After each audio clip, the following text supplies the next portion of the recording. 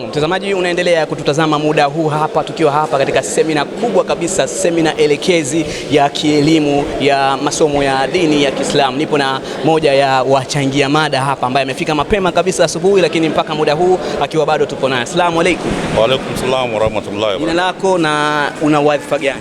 Mimi naitwa Bwana Rashid Ramadhan Nditi na ni mkuu wa chuo cha afya cha A3 kutoka taasisi ya Whippers Kibaha. Whippers Kibaha. Yeah. Hapo hujafika maili moja kwa nyuma. Kabla hujafika maili moja pale kwa nyuma. Sawa daktari. Sawa, napafahamu sana. Lakini pia hapa tupo kwa ajili ya semina elekezi ya kielimu na wewe ulikuwa moja ya mchangia mada. Labda unaondoka na faida gani? Ni kweli mimi nilikuwa mmoja kati ya wachangia mada, nimejifunza mambo mengi, lakini pia kubwa zaidi ni lile la walimu wetu wanaofundisha masomo ya Kiislamu hasa EDK. Tuiombe serikali itoe kipaumbele kwa hawa walimu, kwa sababu hawa ni walimu kama walimu wa masomo mengine yote haya. Lakini kinachoonekana sasa hivi ni kwamba somo la EDK ni kama vile limeachwa yatima, halina mwenyewe, na hii ni tatizo kubwa sana.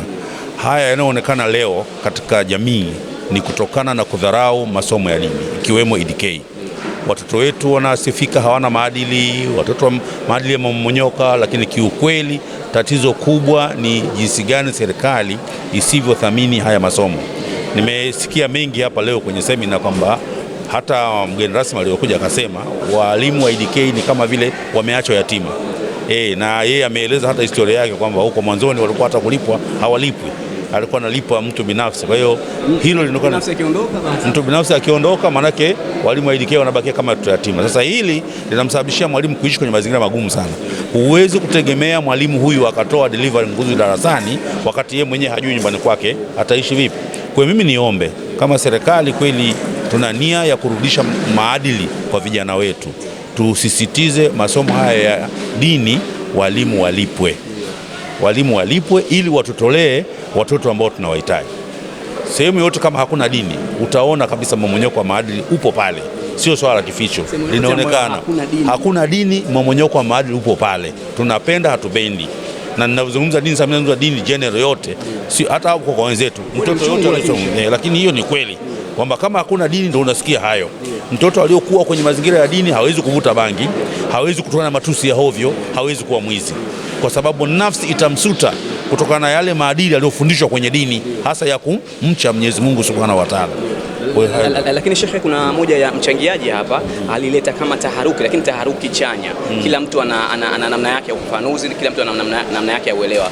Alizungumzia kuhusiana na haya masomo ya dini, wengine huenda wakawa wanaogopa. Hapa tunazungumzia sasa madrasa, tuachilie mbali kule ambapo ni mashuleni. Wengine inawezekana wanaogopa kutokana na labda utofauti au wa walimu ambao wanawafundisha, wengine wanakuwa wakali sana, zile adhabu ambazo. Hapana, unajua sasa haya mambo lazima tuyaangalie kwa upana wake. Unajua mwalimu wa madrasa kufanya tendo lisilohusiana na yeye tunayotegemea ni huluka ya binadamu. Hilo halina kwamba huyu mwalimu wa madrasa, huluka kila mwanadamu anayo, na unaweza huluka inaweza kuja kwa kila aina. Kwa hiyo tusianze kutupia mishale kwa walimu wa madrasa kwamba wanafanya vile. Ile ni huluka ya mwanadamu binafsi na sio huluka ya dini ya Kiislamu. Sawa bwana, watu ile huluka ya mwanadamu binafsi haina dhana ya dini, wala hakuna mahusiano yote kati ya dini na kile anachokifanya huyu mwalimu wa madrasa. Mambo mengi yanafanyika. Mbona upande wa pili sisi hatusemi yanayofanyika? Kwa hiyo haya mambo wasiyasikilie. Sasa usimpeleke mwalimu kwenye madrasa, kuna hii ni huluka ya mwanadamu binafsi. Kama vile binadamu yote mwenye makosa, na huyu naye binadamu vivyo anaweza kuwa na makosa. Kwa hiyo tusinyoshe vidole au tukatupa mishale kwa walimu wetu wa madrasa. Jamani, wao walimu ni wazuri na wanatutolea watoto ambao kwa kweli maadili yao waliosoma dini tunayaona. Mtoto yote aliyokulia kwenye mazingira ya dini anaonekana. Mimi natoka kwenye taasisi kubwa sana Whippers pale. Watoto wetu waliokuwepo pale, akishikilia yale tunayomweleza, mtoto wa Whippers hawezi kukosa kazi hata siku moja. Hawezi kukosa kazi na hawezi kukataliwa mahali popote kwa sababu ya maadili ambayo anakuwa nayo pale kwenye taasisi. La mwisho la kumalizia, rai yako ni nini hasa kwa Waislamu au viongozi? Kwa sababu kuna moja ulichangia hapa ukasema kwa Waislamu mambo yetu huwa ni nyuma sana. Yes, kwanza kabisa na rai yangu kwanza, Waislamu kwanza tujitambue. Hilo namba moja, Waislamu tujitambue. Tukishajitambua tuondoe hii mipaka ya huyu Answari, huyu Sunni, huyu Shia, huyu nani. Hapana, Waislamu wote ni kitu kimoja. Tusiwe na matabaka. Tukiweza kufanya hicho kitu, dini yetu itakwenda mbali sana. Angalia leo kilichofanyika. Hili jengo ambalo tunafanyia huu mkutano, mhusika wa jengo ni Muislamu kwenye dhehebu la Shia, na wengine waliokuja wengi hapa wanatoka dhehebu la Sunni. Unaona sasa huyu mzee maono yake yalivyo mbali. Yeye hajali kwamba huyu nani, anajali Muislamu ni Muislamu. Na hata pale tutafanyia kazi ameajiri hata walio wengi ni Wakristo. Walimu walio wengi kwenye taasisi yake pale ni Wakristo. Sasa angalia mfano huyu mzee. Walimu wengi wa Wipazi ni Wakristo, ili mradi tu waje pale wavae kile ambacho sisi kama Waislamu tunakihitaji wavae. Wakikubaliana na masharti tunawaajiri. Kwa hiyo uangalie hilo. Sasa tukifuata protocol za huyu mzee tutafika mbali. Lakini sisi Waislamu, cha kwanza tuache matabaka, tuwe kitu kimoja. Vile ndio tunaweza kufika mbali. Asante sana.